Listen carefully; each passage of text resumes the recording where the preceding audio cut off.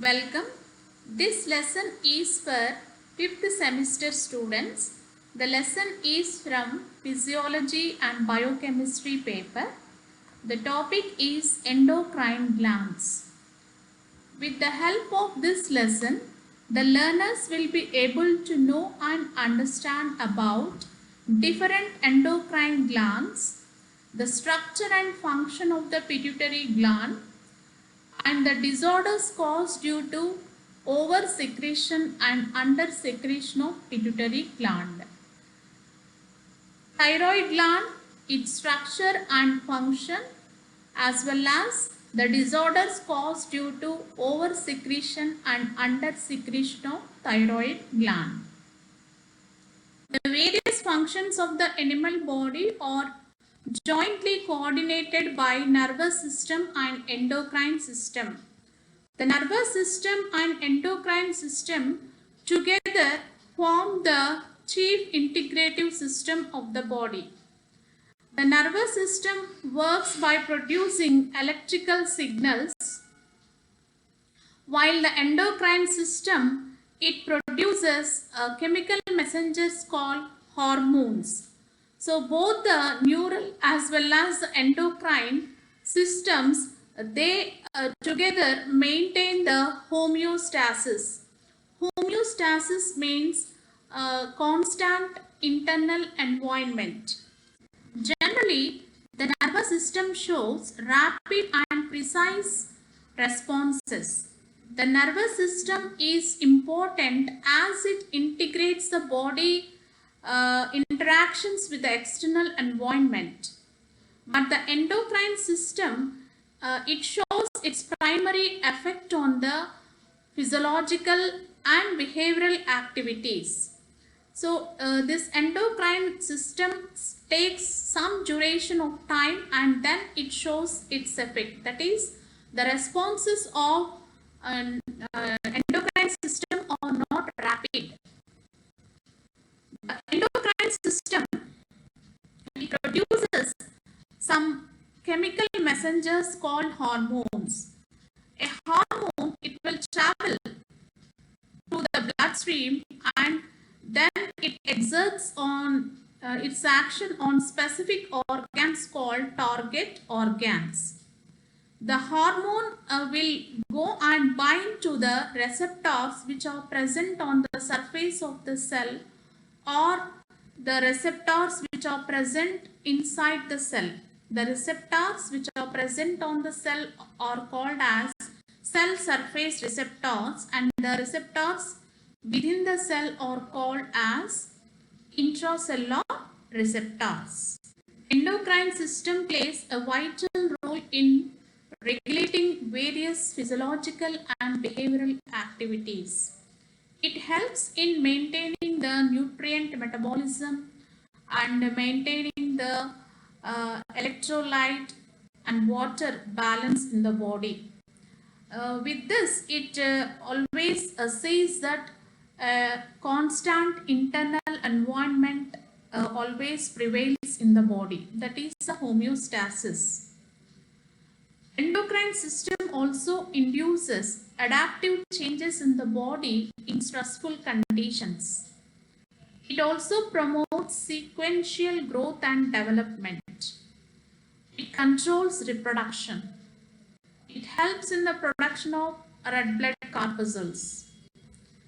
It helps in coordinating and integrating the circulatory, digestive as well as circulatory systems along with the help of autonomic nervous system. So the main purpose of endocrine system is to maintain homeostasis, that is constant internal environment. Now let us see the endocrine system of human. Human endocrine system consists of distinct glands and certain loosely organized tissues. The distinct glands include hypothalamus, pituitary gland, pineal gland, thyroid gland, parathyroid gland, thymus gland, adrenal gland, pancreas, testis, and ovary.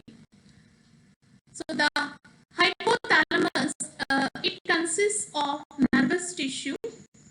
Pituitary and pineal glands are pure endocrine glands. Hypothalamus, along with pituitary and pineal glands, they together forms the neuroendocrine system. So this hypothalamus, it acts as the master control facility. It controls all the other glands with the help of the pituitary. Pituitary gland in turn, it controls the other endocrine glands by producing tropins. They are called as tropic hormones. Certain tissues in the body also have endocrine function. For example, stomach and intestinal walls have endocrine cells and they produce gastrointestinal hormones. And the liver produces insulin-like growth factors. Heart produces atrial natriuretic factor. Now let us study about the endocrine glands, that is the main endocrine glands one after the other. This image shows the different endocrine glands. In the head region near the brain we have, can see hypothalamus, pituitary and the pineal gland, and this is a thyroid gland. Above the thyroid glands, upon them parathyroid glands are present. This is the thymus gland located in the thorax. Pancreas, adrenal glands above the kidneys and testes, these are the gonads, and in female they are ovaries. Now let us see about pituitary gland. Pituitary gland is also called as hypophysis. Hypo means below, so it is present below the brain. Pituitary gland is called the master gland. So this gland is a small gland, pea-sized, with 1 centimeter in diameter, and it weighs about 0.5 grams. So this pituitary gland, it rests in a cavity called sella turcica, which is present in the sphenoid bone. This pituitary gland is located in the lower part of the hypothalamus, and it is connected to the hypothalamus by a stalk-like structure, by a stalk of tissue called infundibulum. Functionally, pituitary gland is divided into two parts. Anterior one is called anterior pituitary and posterior pituitary. The anterior pituitary is also called as adenohypophysis. This adenohypophysis, adeno means gland. This adenohypophysis, it arises as an outgrowth of the roof of the embryonic oral cavity. So this embryonic oral cavity is called as Rathke spout. So it arises from the roof of the embryonic oral cavity as an outgrowth.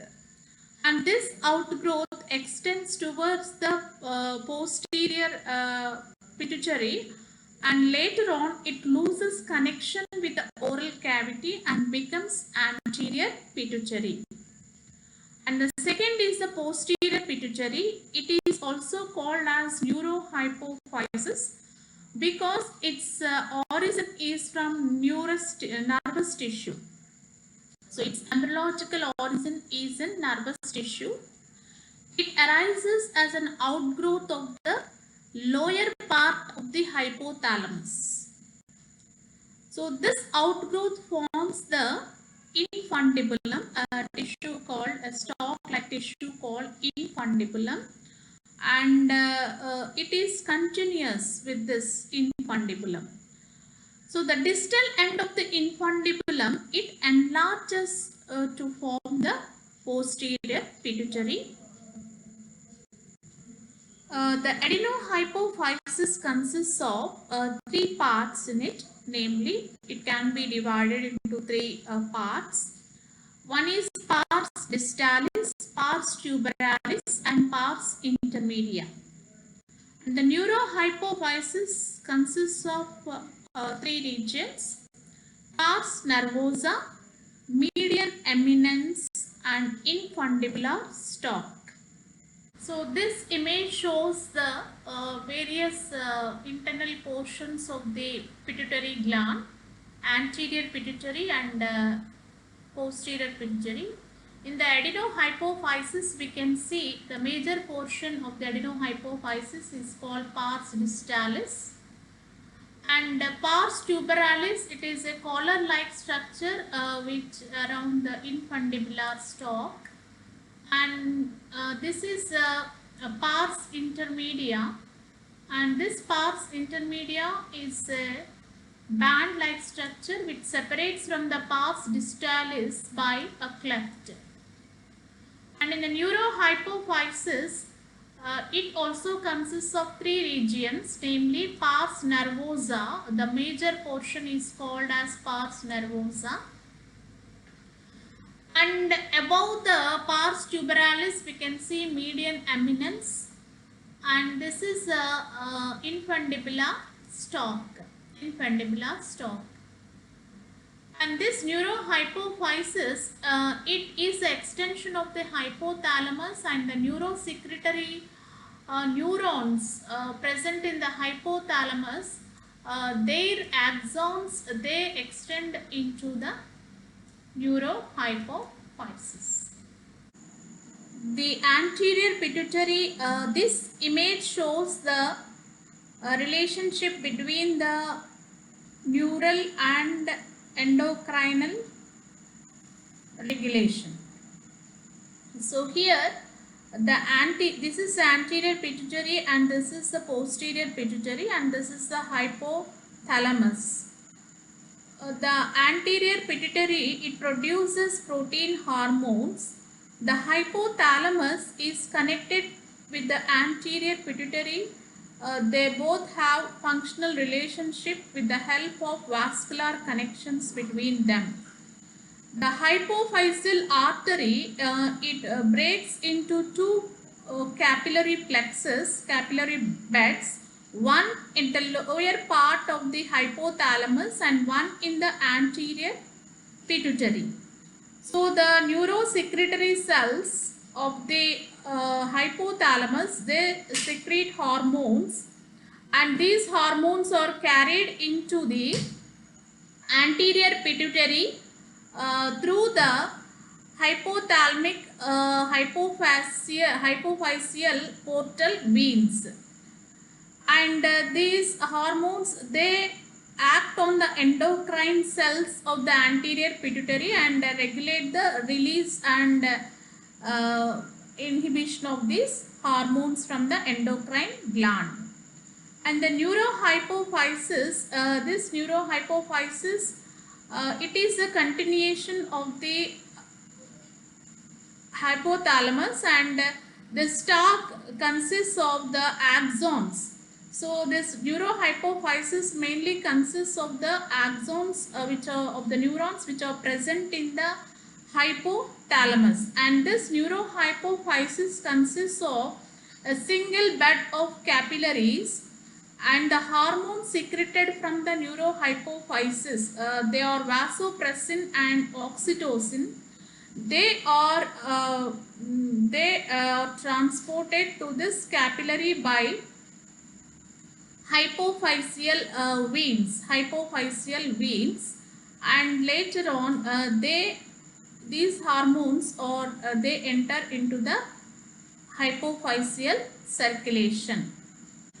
Thus, the nervous and endocrine systems are integrated with each other through hypothalamic pituitary axis, and thus the endocrine functions of the body are regulated.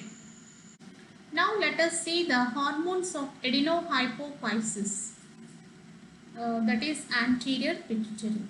So adenohypophysis secretes 6 hormones, namely growth hormone, which is abbreviated as GH, also called as somatotropin hormone, And second is the thyroid stimulating hormone, abbreviated as TSH. Third, adrenocorticotropic hormone, ACTH. And fourth are gonadotropins, follicle stimulating hormones, FSH, luteinizing hormones, LH, or interstitial cell stimulating hormone, ICSH. Then melanocyte stimulating hormone, MSH, and prolactin, PRL.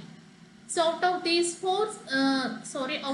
six hormones, four are tropic hormones. Tropic hormones are those which regulate the function of other endocrine glands. So the hormones of the adenohypophysis, their release is subjected to modification by stimulus, which in turn influences the hypothalamus. And the hormones of neurohypophysis or neurohypophysis, it stores the hormones secreted by hypothalamus. It stores and releases the hormones, but it is not secretory in function. The two hormones are vasopressin, also called as ADH, antidiuretic hormone, and the second is the oxytocin. So now let us see about growth hormone. The growth hormone is also called as somatotropin hormone. It allows the growth of the limb bones, both hind bones of the hind limbs and forelimbs. So this hormone, the overproduction of this hormone during childhood leads to gigantism, and the under secretion of this hormone during childhood leads to dwarfism. The gigantism condition, the person attains 7 to 9 feet of height, and in dwarfism the person will be 2 feet. Here we can see just 2 feet, and here we can see a 8 feet 1 inch man. So this is hyposecretion of dwarfism leads to dwarfism, and hypersecretion of growth hormone leads to gigantism. And the oversecretion of this hormone in adults leads to acromegaly. Acromegaly is a condition where the face will look like a gorilla. That condition is also called as a gorilla face. And next hormone is the thyroid stimulating hormone, TSH. So this thyroid stimulating hormone, it acts upon another endocrine gland called thyroid gland. So it helps in the release of two types of hormones from the thyroid gland. They are T3 and T4. T3 is called as triiodothyronine, and T4 is the thyroxine hormone. So these two hormones play a major role in the basal metabolic rate. And the third hormone is the ACTH hormone, adrenocorticotropic hormone. So this adrenocorticotropic hormone, it stimulates the adrenal gland. Adrenal gland consists of two parts, cortex and medulla. So it stimulates the adrenal cortex to secrete its hormones. The hormones include a number of steroids, and they take part in various activities. And the other hormone is gonadotropins. These gonadotropins, they are of two types, a follicle stimulating hormone and luteinizing hormone.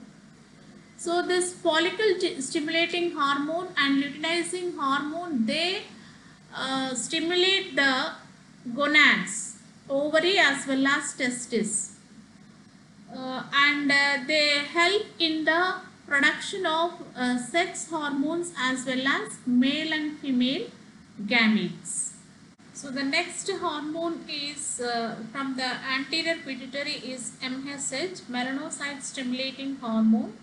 So this melanocyte stimulating hormone, it influences the dispersion of pigment granules in vertebrates. So this hormone is when the hormone, it is produced by the intermediate lobe, which is completely fused with the adenohypophysis. This melanocyte stimulating hormone, when its concentration decreases, the pigment granules are concentrated around the nucleus and the skin becomes light. And when the MSH concentration increases, the pigment granules they disperse throughout the cell and the skin becomes dark. So this hormone, the amphibian skin color is influenced by this melanocyte stimulating hormone. So, but its correct function in man is unknown. And the next hormone is prolactin hormone. It is also called luteotropic hormone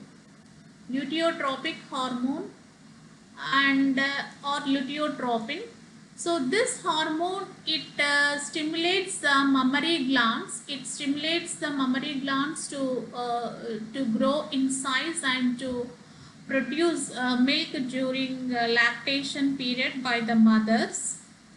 And overproduction of this hormone leads to galactorrhea, that is higher amount of milk production occurs. And this prolactin hormone also, it stimulates the ovaries to release progesterone hormone.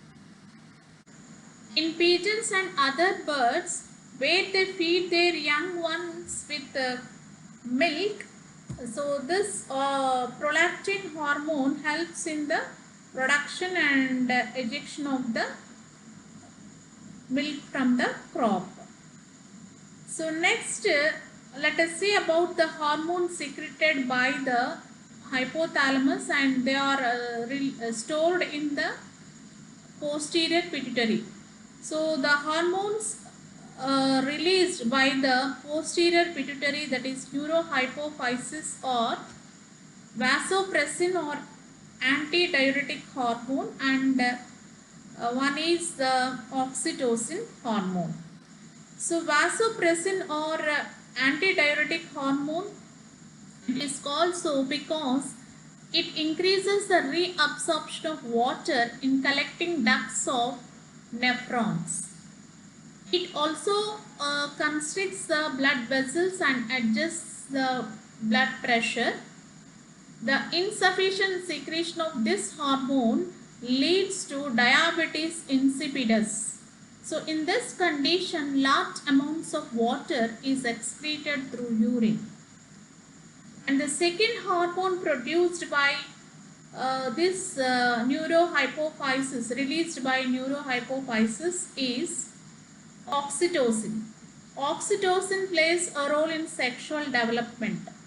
Oxytocin hormone, it helps in contraction of the uterus during childbirth, and it helps in the contraction of the muscle fibers which are present in the mammary gland ducts, and helps in the ejection of milk from the lactating mothers. And it also has a role in the maternal behavior.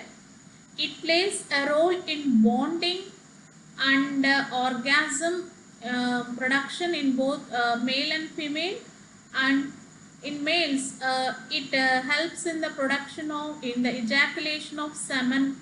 Now next, let us see about the thyroid gland. The thyroid gland is the largest gland. So this thyroid gland consists of two lobes. Two lobes are present, and these two lobes, they are joined by a structure called isthmus.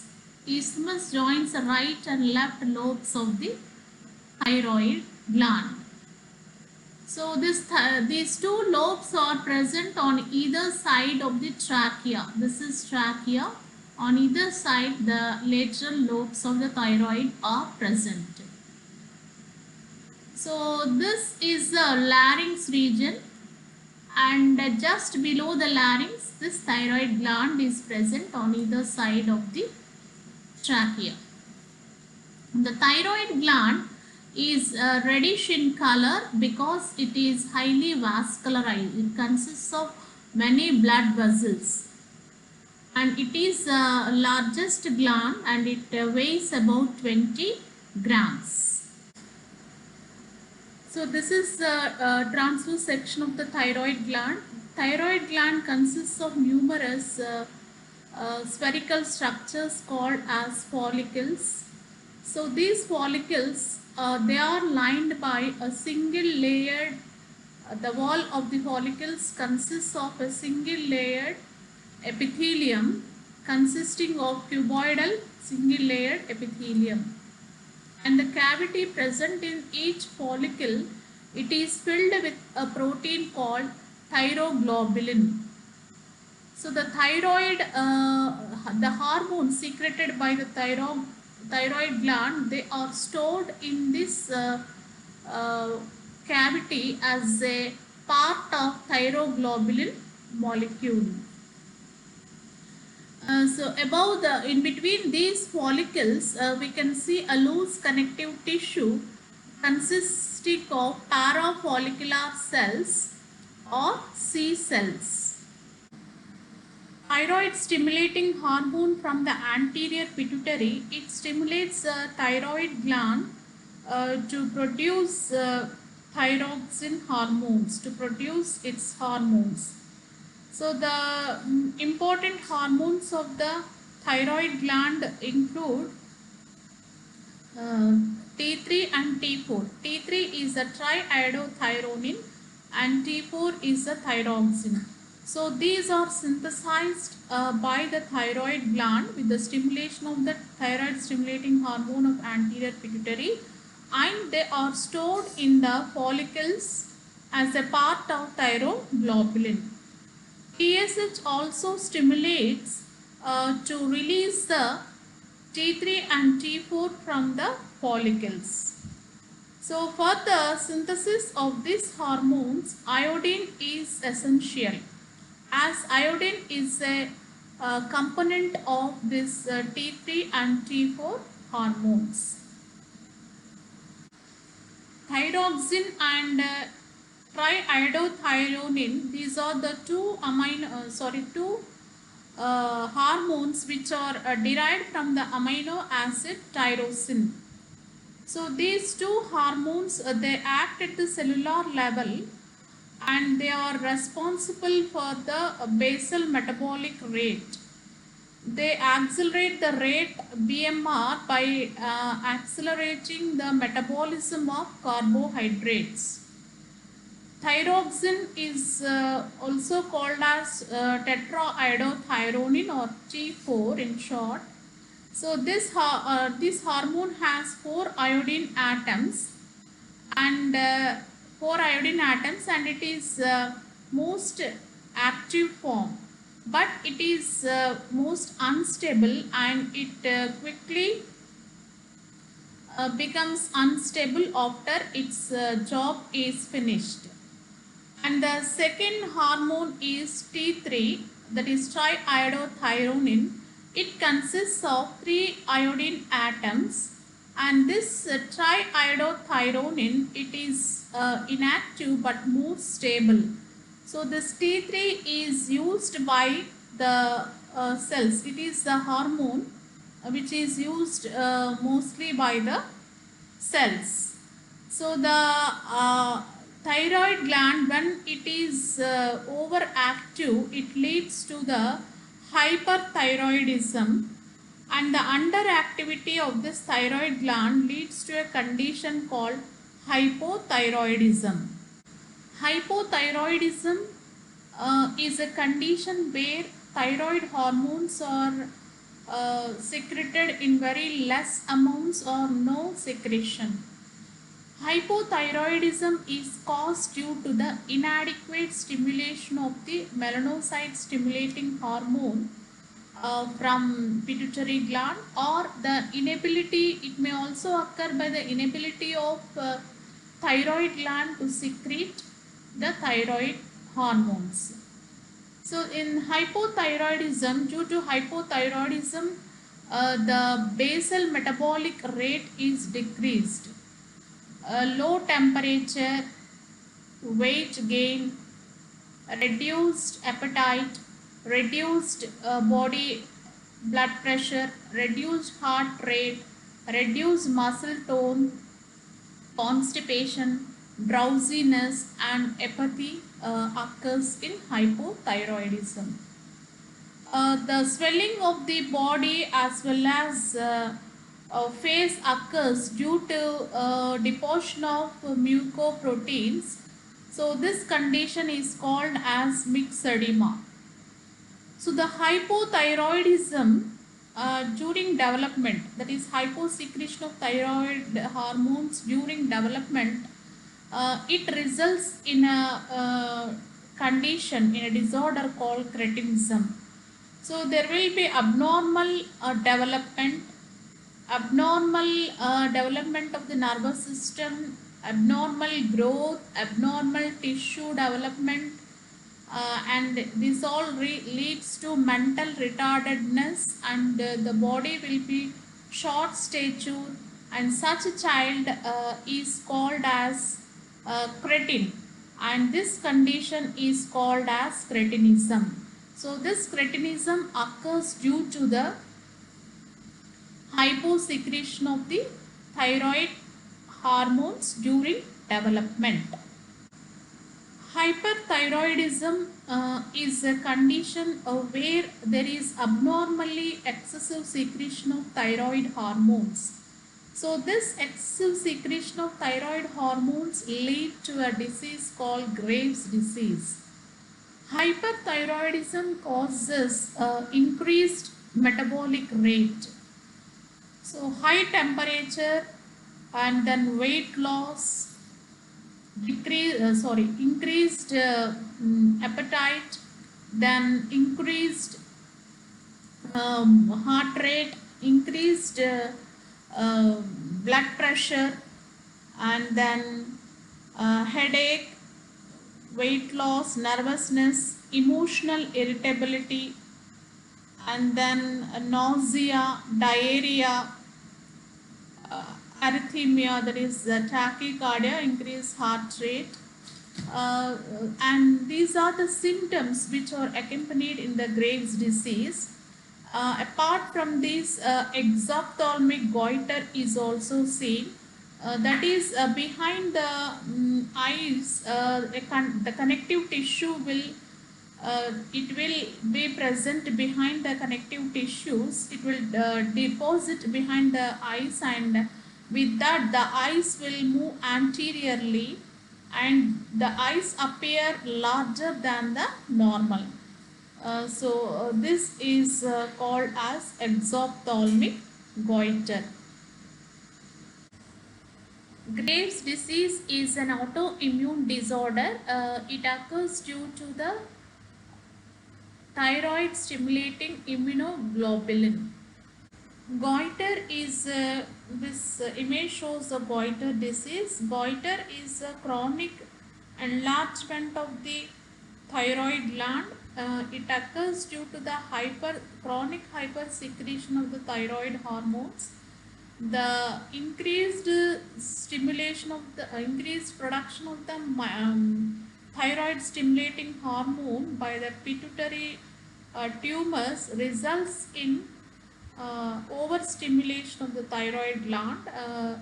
With that, the thyroid gland, it produces the thyroid hormones in more quantities. So this results in goiter. In goiter, the thyroid gland cells increase in size and number. Goiter is also caused by Indeficiency of iodine in the diet. Iodine is needed for the synthesis of thyroid hormones. So, in the absence of the sufficient iodine, the overstimulation of the melanocyte thyroid hormones are not secreted adequately.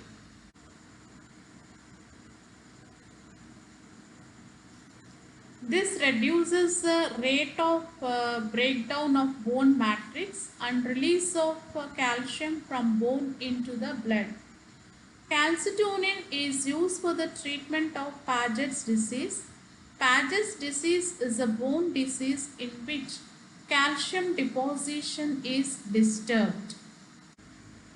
Calcitonin is another hormone, this is the third hormone secreted by the thyroid gland.